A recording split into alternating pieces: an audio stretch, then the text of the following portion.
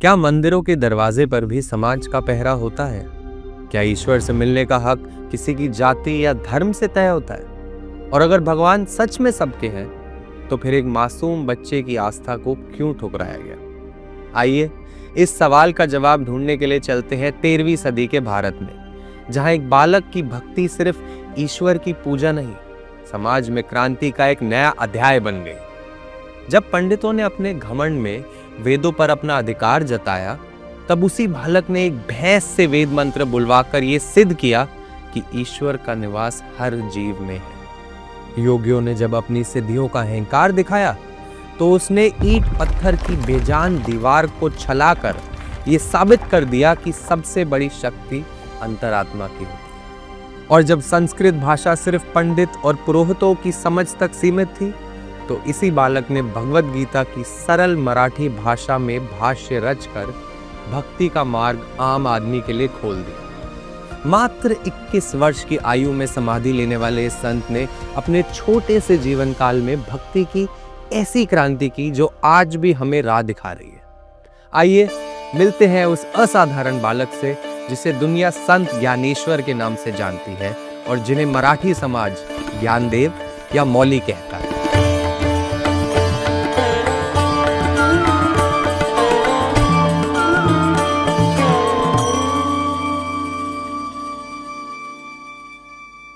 नमस्कार और स्वागत है आपका राष्ट्र गाथा में, एक ऐसा सफर जहां हम बीते वक्त की धूल हटाकर उन गाथाओं को आपके लिए लेकर आते हैं जिन्होंने भारत के इतिहास और संस्कृति को अमर बनाया। ये शो समर्पित है भारत माता के उन सभी वीरों, संतों और विचारकों को जिनके त्याग, तपस्या और बलिदान ने हमारे भारत को वह स्वरूप दिया जिस पर आज हम सभी गर्व करते हैं।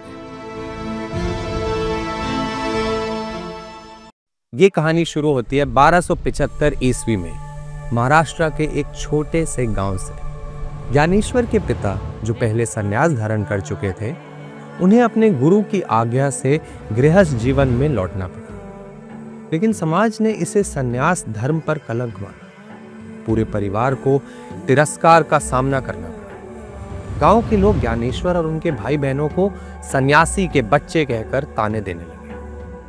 उनका मंदिरों में प्रवेश वर्जित कर दिया गया। उन्हें समाज की सभी रस्मों, त्योहारों और परंपराओं से बाहर कर दिया गया। इस तिरस्कार ने नन्हे ज्ञानेश्वर के मन में गहरा सवाल जगा दिया कि क्या ईश्वर सबके नहीं है? यह सवाल मन में चिंगारी की तरह जल रहा था, पर किसी को पता नहीं था कि यह चिंगारी एक दिन ज्वालामुखी बनकर फूटेगी और पूरी दुनिया को रोशन करेगी। परिवार पर लगे कलंक और सामाजिक अपमान को ज्ञानेश्वर के पिता सहन नहीं कर पाए और उन्होंने आत्महत्या कर ली। पूरे परिवार पर दुख का सैलाब टूट पड़ा। कुछ ही दिनों में मां भी संसार से विदा हो गई। अब ज्ञानेश्वर और उनके भाई बहन सिर्फ बेइज्जती नहीं, बल्कि अनाथ भी हो गए थे। घर में ना तो कमाने का कोई साधन था, ना समाज से कोई सहायता। लेकिन इन बच्चों ने इतने कठिन हालात में भी एक ऐसा निर्णय लिया जिसने उनकी पूरी जिंदगी बदल दी। चारों भाई बहनों ने संकल्प लिया कि वे समाज से कोई दया या सहानुभूति नहीं मांगेंगे, बल्कि वे अपनी आत्मिक शक्ति से इस बहिष्कार का उत्तर देंगे। उन्होंने अपना घर छोड़ दिया और आध्यात्मिक जीवन की ओर पहला कदम बढ़ाया।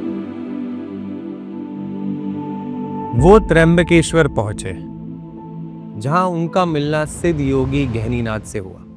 उन्होंने ज्ञानेश्वर को अपना शिष्य बनाकर आत्मज्ञान की दिशा में मार्गदर्शन दिया। ज्ञानेश्वर ने बचपन में ही वेदों और शास्त्रों को कंठस्थ कर लिया। उनकी वाणी में एक अलौकिक तेज था जिसे उनके गुरु ने पहचान लिया था। धीरे धीरे आसपास के गांव में उनकी बुद्धि और ज्ञान की चर्चा होने लगी, लेकिन समाज अब भी उन्हें स्वीकार करने को तैयार नहीं था। ऐसे में एक सवाल उठता है, क्या किसी इंसान का अतीत ही उसका भविष्य तय करता है? क्या हमारा अतीत ही हमारा सत्य है, या फिर हमारे कर्मों में वो शक्ति है जो हमारी तकदीर को बदल सकती है? आइए जानते हैं कैसे इस बालक ने अपनी भक्ति, ज्ञान और कर्मों से पूरे समाज की सोच बदल कर रख दी। एक बार की बात है, एक अहंकारी ब्राह्मण ने ज्ञानेश्वर की परीक्षा लेने की सोची। उन्हें नीचे दिखाने के इरादे से उसने सभा में ताना मारा, यदि तुम वास्तव में इतने दिव्य हो तो इस भैंस से वेद मंत्र बुलवा कर दिखाओ। सभा में बैठे सभी लोग ये सुनकर हंसने लगे, मजाक उड़ाने लगे, लेकिन ज्ञानेश्वर शांत रहे, मुस्कुराए और धीरे से उस भैंस के पास गए। स्नेह से उसकी आंखों में देखकर बोले, हर भक्त को हर जीव में ईश्वर के दर्शन करने चाहिए, तुम में और मुझ में कोई अंतर नहीं। और फिर जैसे ही ये शब्द उनके मुंह से निकले, अचानक उस भैंस ने स्पष्ट संस्कृत में वेद मंत्रों का उच्चारण शुरू कर दिया। सब लोग ये देखकर हैरान हो गए। जो लोग कुछ देर पहले उनका मजाक उड़ा रहे थे, अब श्रद्धा से नतमस्तक हो गए। इस घटना ने एक ही क्षण में संदेह की सारी दीवारें तोड़ दी। लोगों को विश्वास हो गया कि यह बालक कोई साधारण बालक नहीं, बल्कि ईश्वर की अनुभूति से मिश्रित एक दिव्य आत्मा है।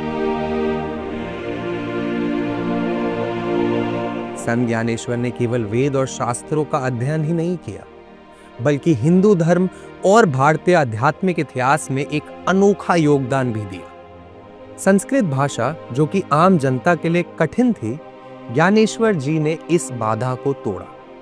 उन्होंने भगवत गीता का मराठी में भाष्य लिखा, जिसे ज्ञानेश्वरी कहा गया। ये केवल एक ग्रंथ नहीं था, बल्कि एक क्रांति थी। पहली बार गीता का ज्ञान किसानों, मजदूरों, महिलाओं, हर वर्ग के लोग तक पहुंचा। हर जुबान पर संत ज्ञानेश्वर के शब्द गूंजने लगे। उनके इस योगदान ने भक्ति और ज्ञान के द्वार सभी के लिए खोल दिए। लेकिन ज्ञानेश्वर केवल भक्ति की मशाल जलाने नहीं आए थे, वे परिवर्तन की आंधी भी लेकर आए थे। संत ज्ञानेश्वर की ख्याति चारों दिशाओं में फैल चुकी थी। उनके प्रवचन को सुनने के लिए संत नामदेव और अन्य महान संत उनके पास आने लगे। लेकिन जहां लोकप्रियता होती है, वहां ईर्ष्या भी जन्म लेती है। चंगदेव नाम के एक सिद्ध योगी, जिन्होंने अपने सिद्धियों से 42 बार मृत्यु को जीत लिया था और 1400 वर्षों से जीवित थे।